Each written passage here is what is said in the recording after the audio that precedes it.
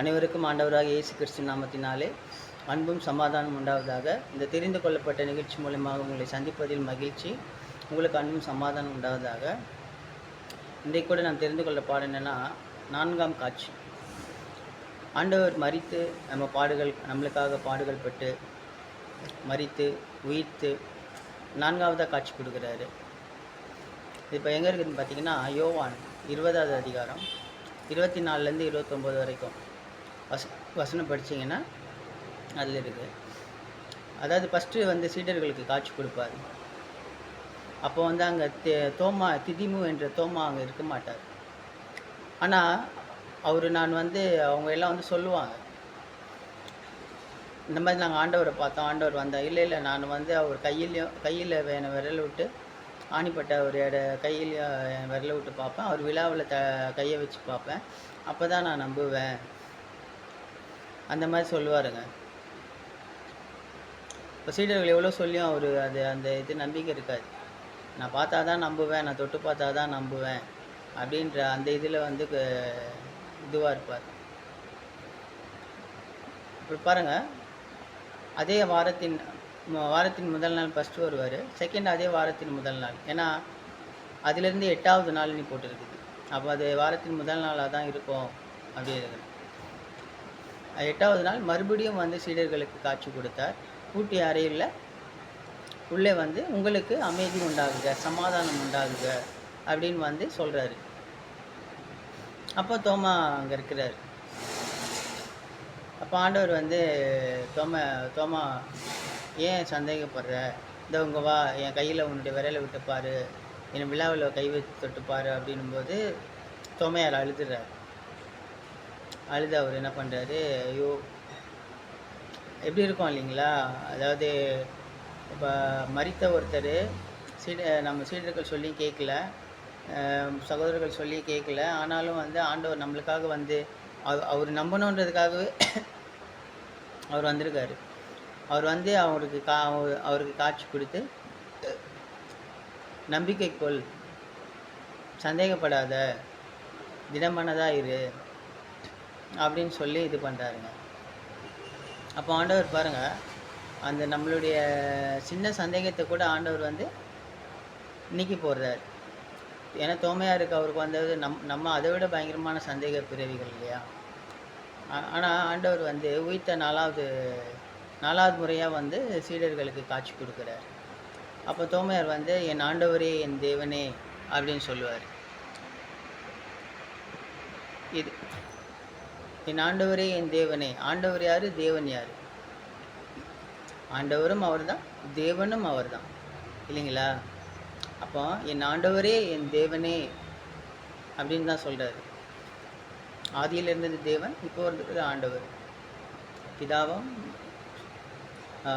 மனுஷனாக வந்த தேவனும் அவர் எல்லாம் ஒன்று தான் அப்படின்றது தான் என் ஆண்டவரே என் தேவனே என்பது. நீயோ என்னை கண்டு விசுவாசித்தாய், ஆனால் காணாமல் என்னை விசுவாசிப்பவர்கள் பேறு பெற்றவர்கள் அப்படின்னு சொல்கிறார். எவ்வளோ பெரிய விஷயம். இப்போ நம்மெல்லாம் பேர் பெற்றவர்கள் தானே. நம்ம ஆண்டவராக இயேசு கிறிஸ்து விசுவாசிக்கிறோம் இல்லையா, ஏற்றுக்கொள்கிறோம், விசுவாசிக்கிறோம், அவரே மெய்யான தேவன் என்று விசுவாசிக்கிறோம். அதுக்கே ஆனால் நாம் அவரை செலக்ட் பண்ணல, அவர் தான் நம்மளை செலக்ட் பண்ணியிருக்காரு. அதுவே பெரிய பாக்கியம் இல்லையா. நீங்கள் நியாயாதிபதிகள் 13வது அதிகாரத்தில் கூட படித்து பார்த்தீங்கன்னா, அந்த மணவாகு அப்படின்னு ஒரு மனுஷன் இருப்பார். அவருக்கு குழந்தை இல்லை, அவர் மனைவிக்கு குழந்தை இல்லை, ரொம்ப நாள் குழந்தை இல்லை அவங்க. அப்போ தூதர் ஒருத்தர் அவங்க மனைவிக்கு காட்சி கொடுத்து, ஏதோ நீ மலடியாக இருக்கிற, உனக்கு ஒரு குழந்தை பிறக்கும், அது திராட்சை ரசம் குடிக்கக்கூடாது, தீட்டானது எதுவும் தொடக்கூடாது, முடி வெட்ட சவர கத்தி தலையில் படக்கூடாது, அவன் நாசீராக இருப்பான் அப்படின்னு சொல்லிட்டு போவார். அப்போ அவங்க அவங்க கணவன் மணவாகிட்ட சொல்லுவாங்க, இந்த மாதிரி ஒரு தேவத்து மனுஷன் என்கிட்ட சொல்லிட்டு போனார் அப்படின்வாங்க. நீ அடுத்த வாட்டி இப்போ இது பண்ணும்போது என்கிட்ட சொல்லு அப்படின்னும்போது மறுபடியும் ஒரு வாட்டி அவர் வருவார். மறுபடியும் வரும்போது பார்த்தீங்கன்னா,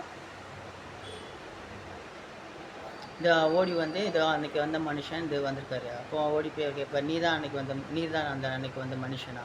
ஆமாம் நான் தான் அப்படின்போது, நீ சொல்லு அடைவான், இது மாதிரி ஒரு மகன் பிறப்பான், அவனுக்கு தீட்டானது எதுவும் படக்கூடாது, திராட்சை இது எதுவும் அவன் சாப்பிடக்கூடாது, நாசிடாக இருப்பான், முடி வெட்டக்கூடாது, சவரக்கத்தி படக்கூடாது அப்படின்னு சொல்லும்போது, அப்போ நீர் வந்து எப்படி அப்படி இது எப்படி அப்படி நாங்கள் நம்புறது? சரி, நாங்கள் வந்து அது பலியிடுறோம், அதை நீங்கள் பலியிடுறோம், நீங்கள் சாப்பிட்டு போங்க. இல்லை, நான் சாப்பிட மாட்டேன், நீ வேணால் அது பலியிட்டு அது அங்கே வை அப்படின்னு சொல்லும்போது, அது பலியிட்டு அது வைக்கும்போது வானத்தில் அந்த அக்னி கொளுத்தும்போது அது நெருப்பு வானம் வரைக்கும் போய் அந்த தூதரும் அதோடு எடுத்துக்கொள்ளப்படுறாரு. அதாவது சின்ன சின்ன சந்தேகங்களுக்காக சொல்கிறேன். ஏன்னா இங்கே தோமையார் இயேசு கிறிஸ்துவ அவங்க பண்ண 10 அப்போஸ்தலர்களும் பார்த்து கூட நம்பலை இல்லைங்களா? அதே மாதிரி அவங்களும் வந்து நம்பலை. அப்புறம் அவர் தேவதூதர் அந்த நெருப்போடு எடுத்துக்கொள்ளப்படும் போது தான், ஐயோ நம்ம ஆண்டவரை பார்த்துட்டோம், நம்ம செத்துட்டோம் அப்படின்னு சிம்சோன் அவங்க அப்பா வந்து பயந்து சொல்லுவார். அப்போ அவங்க ஒய்ஃப் சொல்லுவாங்க, இல்லை நம்ம சாவலை, அப்படி சாகுற மாதிரி இருந்தால் ஆண்டவர் நம்மக்கிட்ட பலி எடுத்துருக்க மாட்டார், பலி வாங்கியிருக்க மாட்டார், பலி எடுத்துக்கிட்டார் ஆண்டவர், நம்ம சாகலை அப்படின்னு சொல்லி அவங்க சொல்லுவாங்க. அந்த மாதிரி கூட கிதியோன் கூட அந்த மாதிரி ஆண்டவருடைய தூதர் வரும்போது கிதியோன் கூட பார்த்திங்கன்னா அவரும் ஒரு சந்தேகத்தில், இது ஈரமாக இருக்கணும், அது ஈரமாக இருக்கணும், இது இப்படி இருக்கணும், நான் வந்து பராக்கிரமசாலி அப்படின்னு சொல்லும்போது நீங்கள் என்ன பராக்கிரமசாலின்றீங்க, 6வது அதிகாரம் நியாயாதிபதிகள் 6வது அதிகாரம் பராக்கிரமசாலின்னு சொல்கிறீங்க, ஆனால் நான் வந்து மனாசே குலத்திலே ரொம்ப சின்னவன் அப்படின்னு சொல்லும்போது அவருக்கு வந்து அந்த மாதிரி ஒரு இது காட்டும்போது, நீ ஒருத்தனை உன்னை வச்சு ஆண்டவர் வெளிப்பார் மிதியானர் அப்படின்னு சொல்கிறாங்க. இந்த மிதியானர் யாருன்னு பார்த்தீங்கன்னா, ஆபிரகாமுக்கு பெற்றுற்றாள்னு இன்னொரு மனைவி இருப்பாங்க, அவங்கள 5 பசங்க வருவாங்க, அந்த 5 பசங்களில் ஒருத்தர் பேர் மீதியான். சுற்றி கித்தி பார்த்தீங்கன்னா அந்த ஒரு குடும்பங்கள் தான் வந்து சண்டை போட்டுருக்குது. ஸோ இது வந்து பழைய ஏற்பாடு. புதிய ஏற்பாடில் வந்து இப்போ ஆண்டவர் வந்து சீடர்கள் காட்சி கொடுக்கும்போது தோமையார் வந்து அதை ஏற்றுக்கல. அவருக்காக ஆண்டவர் வந்து மறுபடியும் காட்சி கொடுத்தாரு. மறுபடியும் 4வது தடவையாக வந்து காட்சி கொடுக்குறாரு. காட்சி கொடுத்து நீ வந்து என்னை கண்டதால் விசுவாசிக்கிறார், காணாமல் விசுவாசிக்க பேர் பெற்றாரு நம்மளுக்கு ஆண்டவர் வந்து உணர்த்திட்டு போகிறார். அப்போ ஆண்டவர் நம்மளுக்கு உணர்த்திட்டு போகும்போது நம்மெல்லாம் பேர் பெற்றவர்களாக இருக்கோம். நம்ம நம்புகிறோம், ஆனால் கைவிட்டுறோம். ரொம்ப நம்புகிறோம், ஆனால் சில இது வரும்போது விட்டுடுறோம். அது நீங்களாக இருந்தாலும் சரி, நானாக இருந்தாலும் சரி. ஏன்னா நம்ம அந்த சூழ்நிலைக்கு ஏற்ற மாதிரி நம்மளை மாற்றிக்கிறோம். நம்மளால் அதுவாக இருக்க முடியல, அதில் ஒரு ஐக்கியமாக இருக்க முடியல. ஆனாலும் நம்ம இருக்கணும். ஏன்னா மெய்யான தேவன் ஆண்டவராக இயேசு கிறிஸ்து மட்டும்தான்.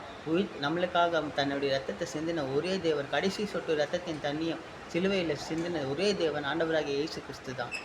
நம்மளுக்காக மரித்து உயிர்த்து உலகத்திலே உயிர்த்த ஒரே தேவன் ஆண்டவராக இயேசு கிறிஸ்து தான். அப்போது அந்த சகோதரர்கள் அப்போஸ்தலர்கள் மூலமா நம்மளுக்கு வெளிப்பட்ட தோமையாரே நம்மளுக்கு இங்கே அனுப்பிச்சு வைக்கிறார். நம்மளுடைய 2020 வருஷத்துக்கு முன்னாடி 2000 வருஷத்துக்கு முன்னாடி தோமையாரை இங்கே அனுப்பிச்சி விட்டு நம்ம இப்போ சென்ட் தாமஸ் மவுண்ட் என்ற ஒரு மலையில் வந்து தோமையாருடைய அந்த அடையாளங்கள் இருக்குது.